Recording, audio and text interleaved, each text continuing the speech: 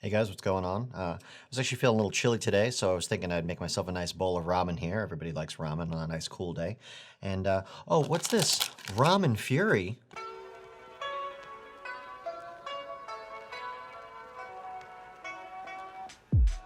Okay guys, joking aside, this is a fun little game called Ramen Fury that we actually picked up from, I want to say, Target a little while back. It costs about $15, and we've actually played it a handful of times since then because it's quick and it's easy to learn and it's pretty fun.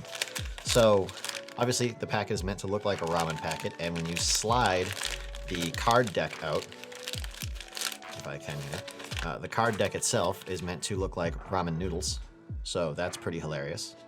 And then there's also, other than the instructions, which is relatively small, there are these little wooden spoons.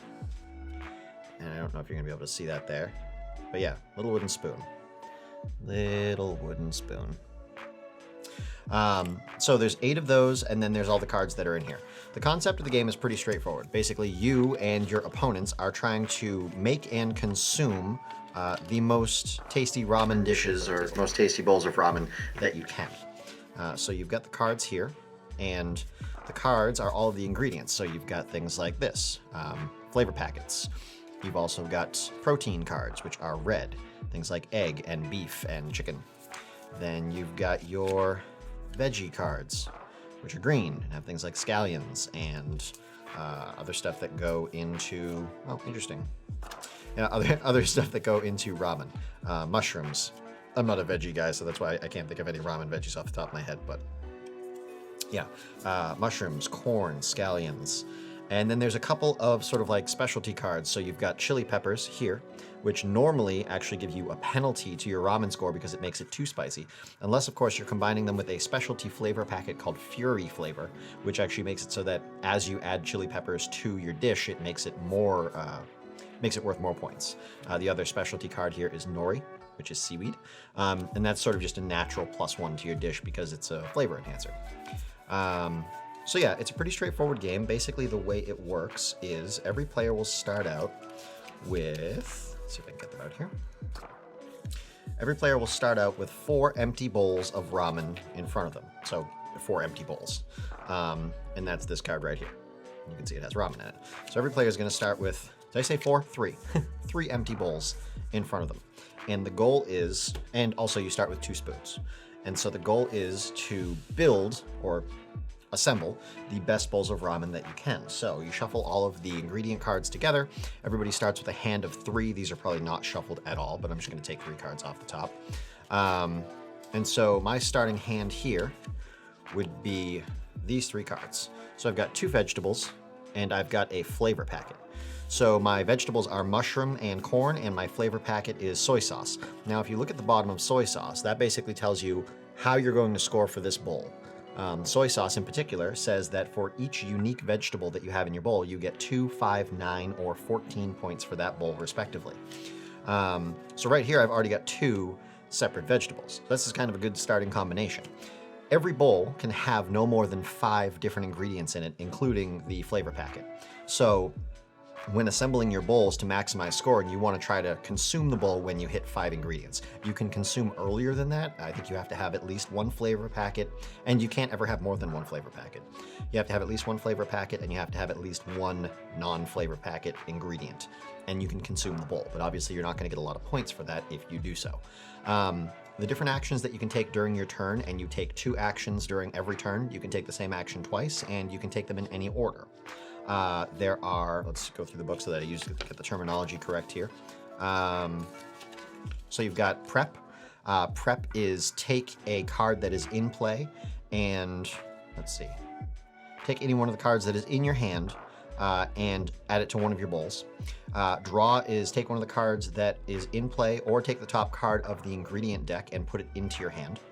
Spoon is discard one of your spoons to take the top ingredient off of any bowl of ramen, whether it be yours or an opponent's, and put it into your hand. restock is remove all of the cards from the pantry. I should say the pantry is when you put the ingredient deck down, you flip the top 4 cards off and lay them face up. That's the pantry. So that's where you and other players can pull cards from. Restock is you discard the entire pantry and you refill it. Eat is you take your bowl of ramen, you flip it face down, and basically it scores. Once a bowl of ramen is flipped face down, it's pretty much locked out of the game. You can't add any more ingredients from it. You can't spoon any more ingredients out of it. And then empty is to empty a bowl of ramen. You basically dump all of the ingredients out of it and you go back to a blank bowl. So you take 2 of those actions, any 2 of those actions, including the same action twice, in any order during your turn. Once your turn is done, it goes to the person to your left. It's clockwise rotation. Person who goes first during the game is the person who's eaten ramen the most recently. So that's fun. But yeah, so basically you go through the game and you try to assemble delicious bowls of ramen and then consume them.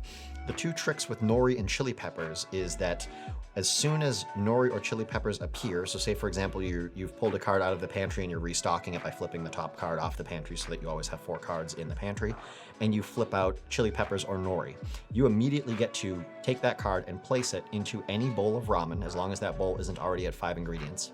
It can be yours or it can be an opponent's, and that is a free action. And if the card that you then flip to replace that is chili pepper or nori, you get to do that again. So whenever those 2 cards appear, they're kind of free actions. And obviously you use nori to, if it works, you use nori to increase the value of your own bowls, and you use chili peppers to decrease the values of your opponent's bowls because you're basically throwing in spice that they're not ready to handle. Some other examples of flavor packets. Beef, it's similar to soy, except it's an increase in points for each unique produce or protein. So same deal, 2, 5, 9, 14. A couple of interesting cards here. Tofu, you can see counts as a veggie or as a protein because it's tofu. I think I already showed you guys nori and chili peppers. Shrimp, you can eat early, so it scores 4 points if it has at least 1 veggie and 1 protein, but it scores 8 points if it has at least 2 veggies and 2 protein. Eggs, I think I showed you already, eggs are a protein. Chicken flavor, so there's another sort of unique scoring combination. I'm holding these up so that my camera hopefully focuses on them. If you have any pair, so any 2 cards, so it could be a pair of veggies, a pair of protein, any 2 cards that are a pair, it's worth 6 points. If you do 3 of a kind, it's worth 10 points. Cheshu pork, obviously a protein. Trying to find the, Naruto, which is actually, I believe, pickled daikon radish. I do like ramen, but I do not like vegetables. So normally when I get ramen, it is extra noodles, extra meat, extra spicy broth, and scallions. So not the most normal traditional ramen, but I don't like gooey eggs and I don't like vegetables, so that kind of narrows down what I can have in there. However, I do love going out to ramen houses and getting really good ramen. For work, I've traveled a lot, and so whenever I'm in Seattle or California or Northern California specifically, I always try to find somewhere to grab ramen because they have some really good stuff out there. This is the Fury ramen, which is the only ramen that can handle the chili peppers. So if I should have held one off to the side. Chili peppers say -1 unless this is paired with Fury ramen flavor packet. So this, instead of -1, each chili is actually worth +2. So when you're building this bowl, chili peppers are actually better than nori as far as the bonus that you get. I think I've probably shown you all of them because I think there's only 4 veggies, 4 protein, and then flavor packets, nori, and chili peppers. So that's all the cards. So it's not a complex game, but it's a fun game, and it's fast, and it's goofy, and there's a little bit of competition to it because you can use the spoons to screw with your opponents, and you can obviously put chili peppers into their bowls of ramen, which requires them to either take the point reduction or like dump their bowl out and start over. And first person to consume all 3 bowls ends the game, and then everybody just tallies up what they've got for scored points. You only score points for bowls that you've consumed, so if you have a full bowl that's like at 5 and ready to go and you just didn't get to take the eat action, it doesn't count. Another fun feature, when you flip the bowl over after you've eaten it, it actually has a empty bowl of ramen with chopsticks on it. So yeah, this is a fun little game. I think it was like 15 bucks. I'm pretty sure we got it from Target. I would recommend grabbing it. It's good to have little simple games like this lying around. Sometimes you'll have people over your house to hang out and, you know, they know that you like to game, but they're not really gamers. They don't really know anything beyond, you know, Milton Bradley and games like Monopoly and stuff like that, which, granted, Monopoly can be pretty cutthroat and aggressive and last hours and arguably isn't even that fun. But it's good to have games like this lying around so that when you say, hey, do you guys want to play a game, you're not whipping out like Scythe or Thief or some, you know, some game that's like 4 or 5 hours long that has a whole teaching curve that you have to do at the beginning of it, or a massive setup time like Mansions of Madness has like an hour-and-a-half setup time to really get the game ready to go and get everybody in the mood. So it's good to have little games like this. Games like Squirrel or Die, games like, I have another one called, what's it called, Scrap or something like that. I'll make another video. I have a few games like this that are quick, easy to play games that cost like 10 to 20 bucks that anybody can just sit down and jump into. So, Ramen Fury, great game. Pick it up if you can find it. Pretty sure it's at Target. If not, you can probably find it online, Amazon, something like that. Hope you guys have enjoyed this review.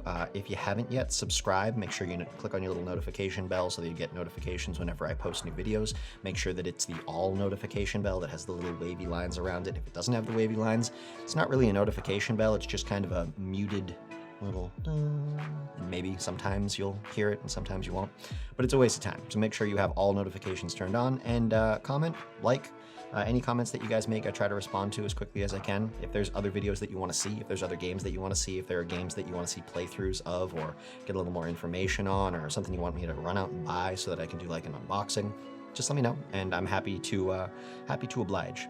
Other than that, you guys have a good day. I will see you soon.